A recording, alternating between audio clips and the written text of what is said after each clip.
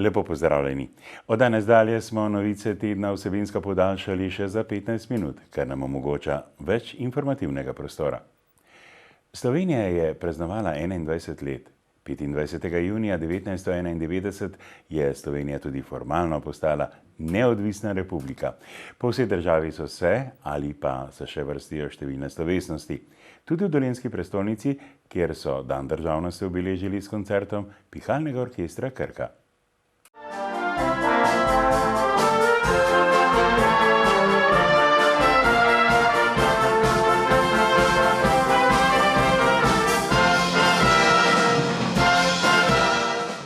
To je kratek insert nastopa Pihalnega orkestra Krka, ki je nedavno postal državni prvak v koncertni težavnostni skupini in glavna kulturna poslastica ob občinski proslavi državnega praznika. In mislim, da je prav, da se spominjamo na dogodke izpred 21 let in to mislim, da bomo tudi v prihodnje nadaljevali, da to osamosvojitveno dejanje izpred 21 let tudi zgodovinsko zaznamo. Pomembno je, da se spominjamo dogodkov, ki so zaznamovali rojstvo samostojne Slovenije, dodaja Muhič.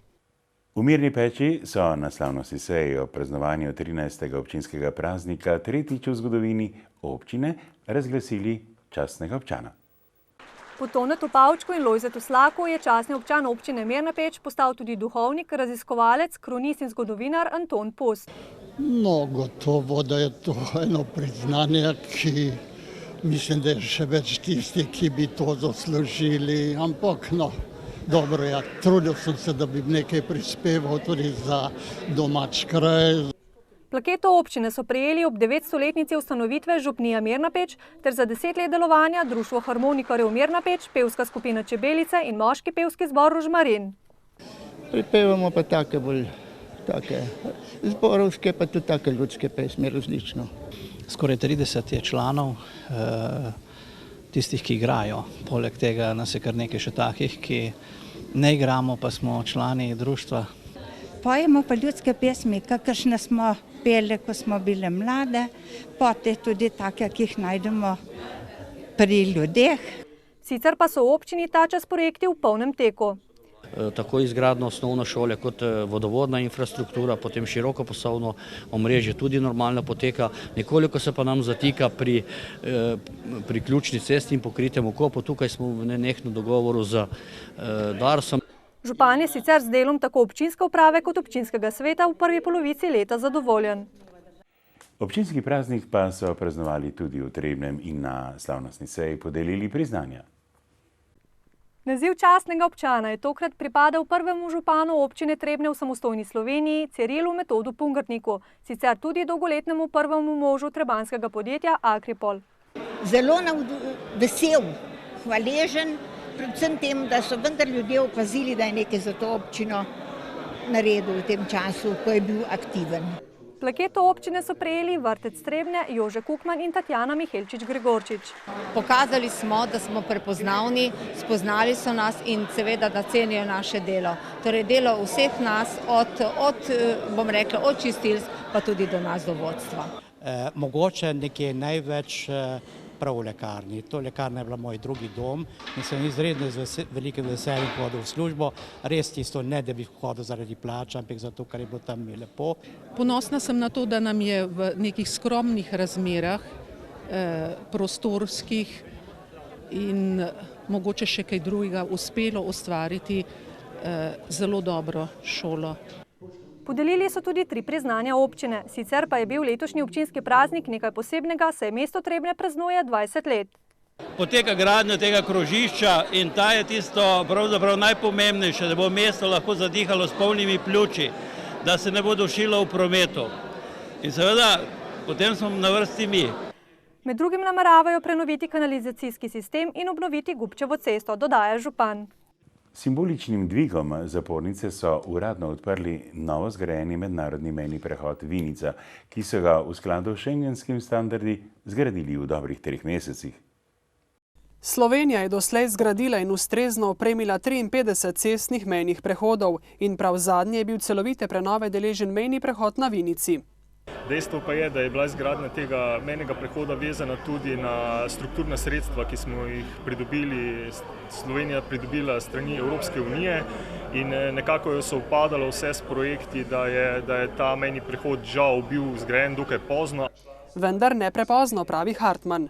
Nihče ne ve, kdaj se bo šengenska meja premaknila na jug, glede na to, da Hrvaška z naslednjim letom vstopa v Evropsko unijo, je pa še potem kar nekaj pogojev za izpolniti, preden se šengenska meja, prestavi.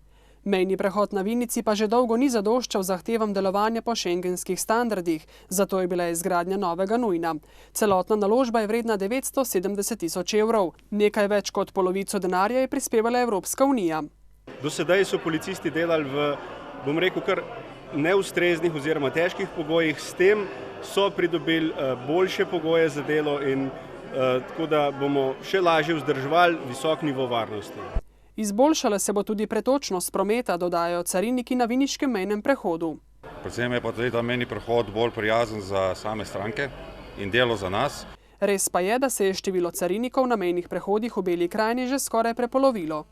Nas je manj, ampak delo s tem ne trpi in ne bi smelo trpeti. Se potrudimo, da so stranke zadovoljne in da čim prej opravijo mejne procedure. V prvih mesecih letošnjega leta na mejnih prehodih Vinica in Metlika sicer beležijo 7-odstotni upad potnikov, a prava gneča jih šele čakam, saj kar 40% letnega prometa beležijo v poletnih mesecih. In nanjo so zdaj na viniškem mejnem prehodu v celoti pripravljeni. V Mirenski dolini si tamkajšnji župani zavzemajo za izboljšanje prometne povezave občin ob reki Mirni z Ljubljano. Na regionalni cesti Sevnica-Trebnje je namreč kar nekaj ozkih grl. Tako so, na primer, kritične točke v občini Mokronog-Trebelno. Križišče v Mokronogu pri gostilni del, to je najnevarnejši del, puščava in cesta skozi puščavo, pa prehod skozi železniško progo na puščavi. Največje ozko grlo na regionalni cesti Sevnica-Trebnje pa predstavlja most na Mirni.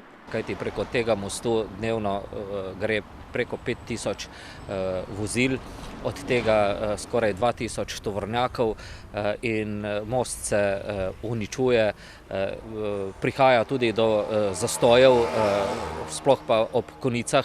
Zato je nujna obvoznica mimo Mirne, ki jo načrtujejo že od leta 1962, a do zdaj ni bilo narejenega še nič. Občina Mirna pa je pristopila v letošnjem letu k izdelavi občinskega podrobnega prostorskega načrta, skupaj tudi za občino Šentrupert, kajti del te obvoznice naj bi šlo tudi čez občino Šentrupert. In če bomo mi pripravili temelje, potem smo prepričani, da bo tudi država pristopila k izgradnji te obvoznice. Dolgoročno rešitev za voznike, ki uporabljajo to regionalno cesto, pa naj bi prinesel srednji del 3. razvojne osi. Župani Mirenske doline zato želijo sestanek s pristojnimi organi. Na njemu bi rad na glas povedali in na glas izrazili potrebo, po kateri hrepenimo, prav na račun varnosti, to je, da se vsaj popravi, znovelira cesta od Sevnice do Trebnjega. Nemotene predvsem pa varne oskrbe z najpomembnejšo življenjsko dobrino vodo v teh vročih dneh prav gotovo najbolj primerno za osvežitev bodo poslej deležni tudi prebivalci Dolne Stare vasi, Hrastulj in Zavinka, kjer so obnovljeno občinsko vodovodno ožilje v okviru praznovanja Knobleharjevega tudi uradno predali namenu. S projektom obnove občinskih sekundarnih vodovodov je občina Škocjan uspešno kandidirala na 5. javnem razpisu regionalnega razvojnega programa. Pridobila je vrednost 940 000 evrov, skupna investicija pa bo šla preko 1 400 000 evrov, kar pomeni od 940 000 evrov do 1 400 000 oziroma 1 500 000, koliko bo nenazadnja investicija, bo delež občinskega proračuna. Obnova vodovodov v Dolni Stari vasi in Hrastuljah je stala dobrih 170 000 evrov. V Zavinku pa so hkrati poskrbeli še za odvajanje odpadnih komunalnih voda ter preplastili lokalno cesto. V Zavinku investicija vodovoda je bila v vrednosti 69 000 evrov. Poleg obnove vodovodov smo še izgradili kanalizacijo v vrednosti 120 000 evrov, seveda bilo je še nekaj dodatnih del glede asfaltacije, tako da je bila skupna vrednosti okrog 149 000 evrov. Za obnovo vodovodov v številnih zaselkih se je občina odločila predvsem na osnovi finančnih poročil novomeške komunale o izgubah na področju vodooskrbe. Obnavljajo se v tistih delih, kjer so bili najbolj kritične, kjer je komunala kot naš upravljavec imela največ popravil in defektov, tako da upamo, da bomo s to obnovo dosegli boljši rezultat in seveda manj izgub. V mnogih državah sveta kakovostna oskrba z neoporečno pitno vodo iz pip zaradi brezbrižnosti prednikov že dolgo ni več samoumevna, kot je denimo, žal vse prevečkrat pri nas. Tudi zato je bil poziv k odgovornejšemu ravnanju s tem največjim naravnim bogastvom še kako na mestu. Nadaljujemo v brežiški bolnišnici, kjer so podpisali dogovor z italijansko bolnišnico Treviglio Caravaggio. V Metliki pa končno obnavljajo kopališče. Ostanite z nami.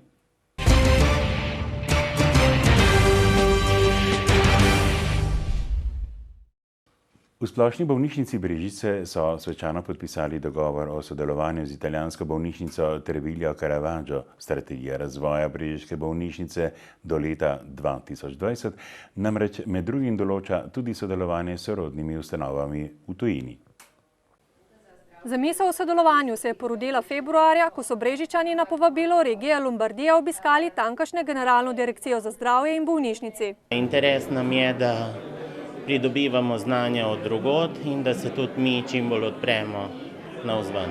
Sodelovanje med bolnišnicama predvideva usposabljanje brežiških kirurgov in internistov v Italiji na specialnih področjih. Drugič predvideva izmenjavo uslužbenk v zdravstveni negi med obema bolnišnicama. Tretjič predvideva prenos njihovih izkušenj z pripravo in izvajanjem projekta javno-zasebnega partnerstva za izgradnjo in delovanje njihove centralne sterilizacije. Sporazum pa predvideva tudi prenos nekaterih organizacijskih dobrih praks, izmenjavo izkušenj vodstv pri upravljanju bolnišnic in skupno sodelovanje pri nekaterih evropskih projektih. È chiaro che una collaborazione con un ospedale transalpino come il vostro. Jasno je, da je z bolnišnico, kot je ta v Brežicah, mednarodno sodelovanje zelo pomembno, predvsem zaradi tega, ker smo videli v tej bolnišnici zelo velik potencial. Mislim, da lahko naredimo na področju zdravstvene oskrbe, zdravstvenega varstva skupaj zelo veliko. E noi vogliamo collaborare con voi per cercare di dare il meglio nella sanità pubblica. V Lombardiji se bosta za zdaj usposabljala en kirurg in en internist. V brežiški bolnišnici, ki letos praznuje 140 let obstoja, je sicer več kot 300 zaposlenih, v italijanski pa okrog 1600.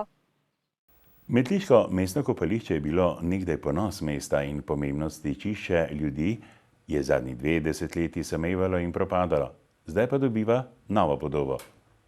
S pomočjo evropskih sredstev v okviru projekta Cursko Lapis so se namreč pred nekaj meseci lotili urejanja in opremljanja kopališča. Večina del je že opravljenih. Je igrišče za odbojko, igrišče za balinplac, obnavlja se tudi plošča za metliški tenis, bo zdaj v kratkem obnovljena. Obnovljeno je tisto obzidje staro, ki je bilo takrat za gledalce. Potem je na novo narejen piknik prostor. Do konca tedna pa bodo postavili še nekaj igral za otroke, pravi Černič, glavni pobudnik oživitve metliškega kopališča. Da bi le to resnično zaživelo, pa bo treba poglobiti še rečno strugo Kolpe. Zaradi 50-letnih naplavin je namreč ta zelo plitva. V letošnjem letu planiramo pridobiti vsa potrebna dovoljenja in potem, kolikor bo sredstva dopuščala, v naslednje leto v to zagrizniti.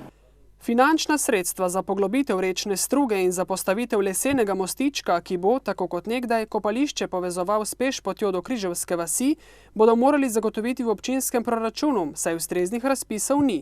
Mogoče bomo kaj glede čezmejnega sodelovanja s Hrvaško lahko prijavili, ampak zaenkrat še ni nič takšnega.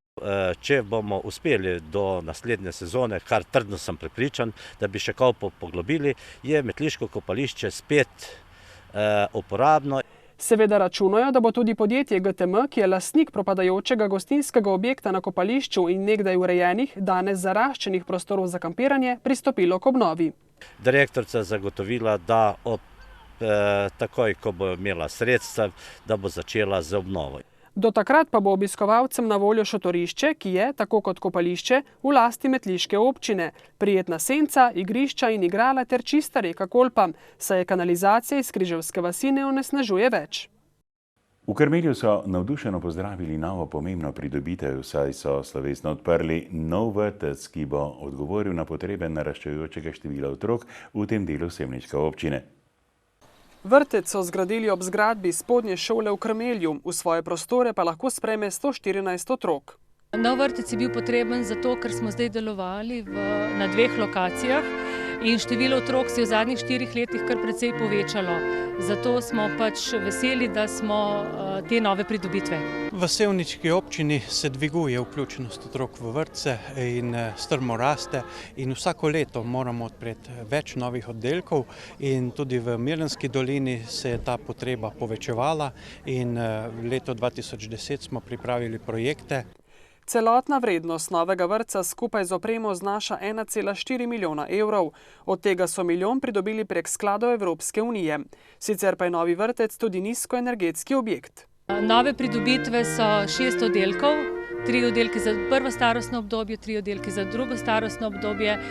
Srce prostora je velik večnamenski prostor, prostori za dodatno strokovno pomoč in prostori za strokovne delavce. Vrtec je energetsko varčno grajen, tako kot vsi objekti, ki jih gradimo v zadnjem obdobju, kar nam daje možnost, da bo nekoliko cenejši kot tisti starejši vrtci. Kljub temu nas bo pa stal precej, ampak otroci so naše največje bogastvo. Gradnje novih vrtcev v sevniški občini v prihodnje ne načrtujejo, kvečjemu ureditev ali razširitev že obstoječih objektov, kjer bo to potrebno. Prva spektakularna detonacija človeka z bombami je več kot uspela. Nosilni projekt letošnje Evropske prestolnice kulture Novega mesta kot partnerja je na Jasi na Otočcu predstavil unikatni spektakel, kjer sta se med sabo pomerila avantgardista Anton Podbevšek in Srečko Kosovel.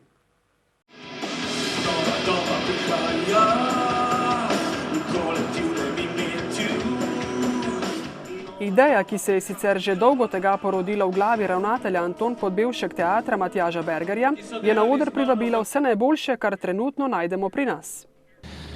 Skušati v 21. stoletju soočati Srečka Kosovela in Antona Podbevška skozi intonacijo Siddharte, opernih pevk, solistk, performerjev s teksti iz sodobne svetovne filozofije, katere glavni del so tudi naši filozofi, z gibalnim nastopom. Ko toliko časa pripravljaš eno stvar, ki traja potem uro pa 15 minut, ti je malo žal, da je toliko dela vloženega za v bistvu toliko malo ponovitev. Jaz se močno nadejam, da bodo te ponovitve v prihodnosti, recimo v jeseni, se še zgodile. Ampak ja, to je tako kot priprava za olimpijske igre. Delaš kar dolg časa, potem upaš na najboljše. Vendar je Tomijeva skrb, kot kaže, odveč. Po tistem starem slovenskem pregovoru sodeč, ki pravi, da dober glas seže v 9. vas. Mislim, da ta zadeva ni končana jutri z otvoritvijo Rokotoca. Mi se pogovarjamo z eno zelo pomembno slovensko kulturno hišo za gostovanje. Mislim, da je bilo tukaj tudi nekaj selektorjev iz tujine, tako da mislim, da ta zadeva ni dokončana. Takrat revolucionarni pesniški zbirki Podbevška in Kosovela pa je bilo vse prej kot preprosto uglasbiti. Veliko razmišljanja je bilo vloženega v to. Na začetku je treba vse pravzaprav sčistiti do neke mere, ko tudi tvoja čustva nekako začnejo zajemati tisto glasbeno znanje, ki ga imaš, in pa v bistvu, da v glavi slišiš melodije in da jih ne delaš nekako na silo. Sicer pa predstavlja današnja premiera Človeka z bombami tudi uradno odprtje letošnjega Rokotočca. Mislim, da je vse 36-letni zgodovini Rokotoca ta predstava, ki je nastala v okviru Evropske prestolnice kulture, vrhunec vseh dosedanjih let. Veseli me, da gre za domače avtorje, izvajalce, režiserje Matjaža Bergerja in to, kar je on postavil na oder. S tem nismo spet peljali Slovenije v Evropo, ampak smo Evropo povabili, da pride k nam, dodaja Kek. Naslednji korak v projektu Muzej na prostem Kozolci je ustanovitev Centra za ohranjanje kulturne dediščine. Šentrupert naj bi tako postal vseslovensko središče za proučevanje kozolcev. V centru bodo hranili podatkovno bazo za vse v muzej predstavljene kozolce ter literaturo in modele kozolcev. In tudi vsem bodočim graditeljem, ki bi želeli graditi kozolce kakršnega koli tipa, bomo nudili projektno dokumentacijo, ki je usklajena z vsemi proporciji, ki so značilni za to vrstno gradnjo. S tem pa želimo tudi preprečiti, da se v Sloveniji dogaja gradnja tako imenovanih spačkov, se pravi kozolcev, ki nimajo nobene zveze z tistimi proporciji, ki so jih naši predniki dobro poznali. S centrom nameravajo muzej kozolcev nadgraditi z ostalo etnološko dediščino v Merenski dolini. In v sodelovanju potem z občino Šentrupert, z turističnim društvom Šentrupert, etno-državnim društvom Draga in pa z društvom podeželskih žena in deklet Šmarnice smo se odločili, da konkuriramo za sredstva Las Lider in poskušamo nekje v vstopu v muzej na prostem zagotoviti tudi neke prostore, kjer bi se lahko ta center zgodil. Center naj bi v prvi fazi zaživel še letos, v drugi pa v prihodnjih letih. V prvi fazi gre nekje za 150 000 evrov, s tem, da bi več kot polovico sredstev morali pridobiti iz naslova Las Lider. Center naj bi deloval v stavbah, ki že stojita, potrebni pa sta temeljite prenove. V plesnih ritmih flamenka s predstavo 6 plesalcev skupine Coraviento so na dvorišču Metliškega gradu pričeli 20. sezono tradicionalnih mednarodnih kulturnih prireditev Pridi zvečer nagrad. Letošnji program, v katerega so nanizali kar 18 dogodkov, je zelo pester, saj se bodo predstavile tako domače kot tuje skupine. Naj izpostavim na primer predstavo Imaga Slovenije, to bo zbor moški Harvard Dean and Tonics iz ZDA, potem naši sosedi iz Hrvaške se bodo predstavili s folkloro, morda še predstavi Bizovičarja, Foter in Violete Tomič-Kurba. Tako bodo z raznoliko paleto dogodkov že 20. zapored popestrili poletne večere v Metliki. Kot je sinoči dejala Anica Kopinič, ki je bila 17 let na čelu prireditvenega odbora, se je v minulih 2 desetletjih v okviru prireditve zvrstilo okrog 300 dogodkov. Na grajsko dvorišče so pripeljali 4000 nastopajočih in 80 000 obiskovalcev. Ves čas in tudi letos bo tako, je celotna organizacija v rokah skupine prostovoljcev, zato jim tudi uspeva z malo denarja pripraviti pester program. Okvirno stanejo prireditve okrog 15 000 evrov. Od tega 40% da občina, ostalo pa sponzorji in donatorji. Stopnino nismo pretiravali, dosti prireditev je tudi brezplačnih, tako da računamo na velik obisk, ker samo z obiskovalci bodo naše prireditve resnično zaživele. Zaradi nogometnega večera je bilo sinoči malo manj obiskovalcev, a gotovo bo drugače že jutri zvečer, ko bo na grajskem dvorišču koncert metliških godbenikov in v soboto, ko se bo predstavila gledališka skupina Maske gimnazije Črnomelj s predstavo Kok ti men zdaj dol visiš. Poletna turistična sezona se je že začela in spet se bo po naših cestah vilo precej več vozil kot v drugih obdobjih leta. Zato sta predstavnika slovenske in hrvaške policije na mejnem prehodu Obrežje pozvala udeležence v prometu čim varnejši in strpnejši vožnji. Večjo gostoto v prometu na slovenskih in hrvaških cestah lahko pričakujemo že ta konec tedna. Voznikom, torej turistom iz Slovenije, ki se odpravljajo na dopust na Hrvaško, priporočamo nakup sistema ENC, s katerim bodo hitreje prestopili cestninske postaje in jim tako ne bo treba čakati v kolonah. Pa tudi cena ENC-ja je nižja od plačila na cestninskih postajah. Večjih del na hrvaških cestah med turistično sezono ne bo, razen izjem, kot sta obnovi pri Lučkem in v Zaprešiću.